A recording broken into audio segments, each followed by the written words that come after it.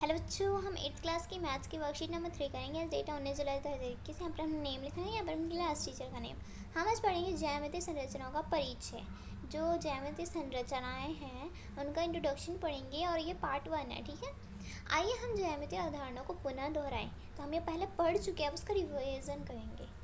तो नाम और आकृति और इनके उदाहरण। नाम है, पहला है हमारा बिंदु। बिंदु बस एक स्थिति है जिसकी कोई मोटाई नहीं है, कोई लंबाई नहीं है, कोई चौड़ाई नहीं है, एक आयामहीन मात्रा है। इसको हम कैसे दिखाते हैं? ऐसे, इसे कहते हैं बिंदु। और रेखा, एक रेखा अनंत बिंदुओं का एक सीधा जुड़ा हुआ समुच्चय है। यह दोनों दिशाओं में असीम रूप से फैली हुई है। इसका कोई अंत बिंदु नहीं है, इसे मापा नहीं जा सकता। तो ये रही रेखा। ये कितनी लंबी है रेखा, इसको हम नहीं माप सकते, इसे हम नहीं माप सकते। रेखा हम ऐसे दिखाते हैं, इसे हम माप नहीं सकते कितनी लंबाई है। और फिर है रेखाखंड। रेखाखंड ये है कि जो एक बिंदु से शुरू होकर दूसरे बिंदु पर ख़त्म हो जाए, तो उसे हम कहते हैं रेखाखंड। इसके दो अंत बिंदु होते हैं, एक पहला बिंदु, एक दूसरा बिंदु, और इसे आसानी से मापा जा सकता है। आगे देखते हैं किरण। किरण क्या है? किरण को हम ऐसे दिखाते हैं। किरण एक रेखा का एक भाग है जो एक बिंदु से शुरू होकर दिशा में असीम रूप से फैली हुई। किरण का केवल एक ही अंत बिंदु होता है, एक ही अंत बिंदु होता है, जो ये देख रहे हैं, ये इसे हम कहते हैं किरण। प्रतिच्छेदी रेखाएं, जब समतल में कोई दो रेखाएं एक बिंदु पर मिलती हैं, उन्हें प्रतिच्छेदी रेखाएं कहते हैं। जैसे कि ये रेखा है और यहाँ पर जो मिल रही हैं, यहाँ पर ये प्रतिच्छेद कर रही हैं, तो इसे हम क्या कहेंगे? ये इन दोनों को रेखाओं को प्रतिच्छेदी रेखाएं कहेंगे। समांतर रेखाएं, जब किसी समतल में कोई दो रेखाएं अनंत विस्तार के बाद भी नहीं मिलती, उन्हें समांतर रेखाएं कहते हैं। जैसे कि ये रेखा कभी भी एक साथ जाके मिल नहीं सकती, ये एक डिस्टेंस पर होती है, डिस्टेंस मेंटेन करके जाती हैं, तो इसे हम कहते हैं समांतर रेखाएं। सतह, तो सतह एक समतल आकृति होती है, यह सभी दिशाओं में असीम रूप से फैली हुई है, इसकी कोई सीमा नहीं है। अब आगे देखते हैं कोण। तो कोण क्या होता है? कोण दो किरणों द्वारा उभयनिष्ठ बिंदु पर मिलने से बनी आकृति है। ये इस उभयनिष्ठ बिंदु को शीर्ष और दो किरणों की भुजाओं कहलाती हैं।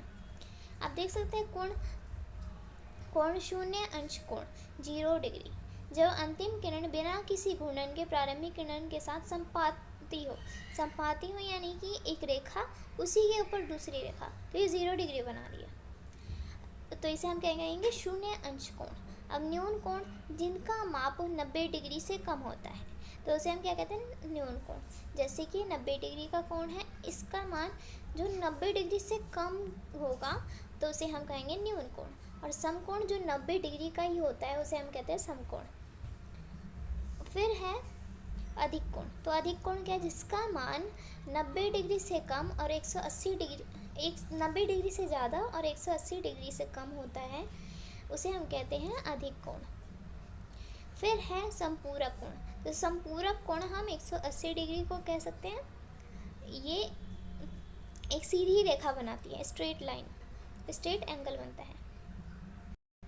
फिर है प्रतिवर्ती कोण। तो प्रतिवर्ती कोण, जिस कोण का माप 180 डिग्री से तो ज़्यादा होता है, 180 डिग्री से ज़्यादा होगा, लेकिन 360 डिग्री से कम होता है, उसे हम कहते हैं प्रतिवर्ती कोण।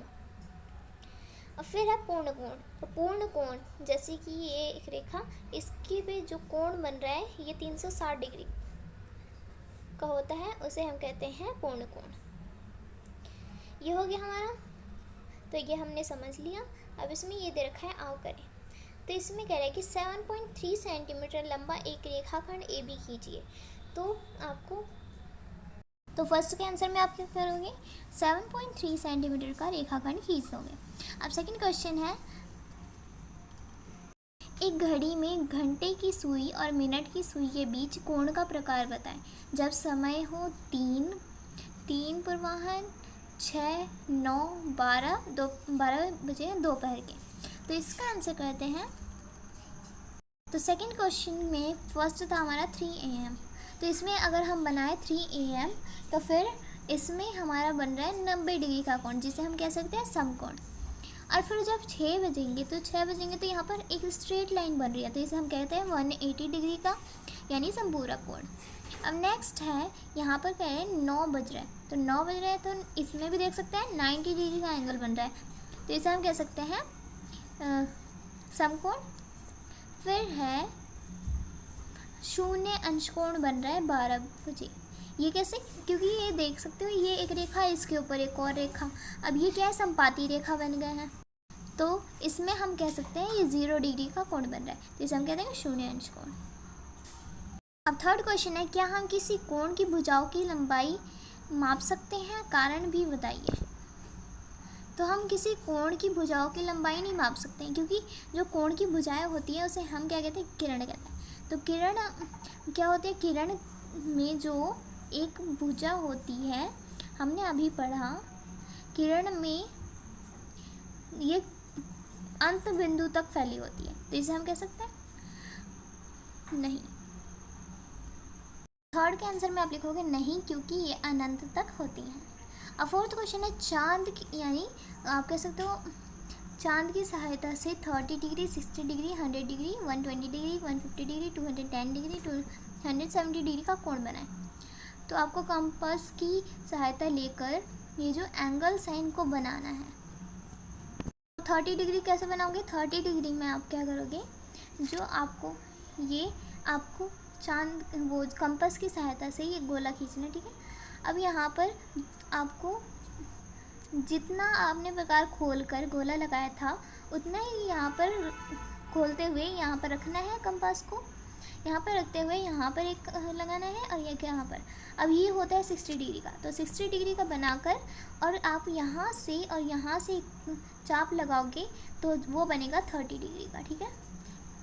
और फिर है 60 डिग्री, तो 60 डिग्री मैंने ये बताया, ये होता है 60 डिग्री। अब फिर है 100 डिग्री, तो 100 डिग्री में आप क्या करोगे, 100 डिग्री में आपको ये चांदी की सहायता से बनाना है। डी से आप बना सकते हो, ये डी से आप बना सकते हो, आपको इसमें कंपास की ज़रूरत नहीं है, आप ये डी से ईजिली बना सकते हो। तो आज की वर्कशीट हमारी हो गई कंप्लीट। आपको इसका साइंस का और हिंदी 9th क्लास की भी वर्कशीट की लिंक मिल जाएंगी, आप उसे देख सकते हो डिस्क्रिप्शन में।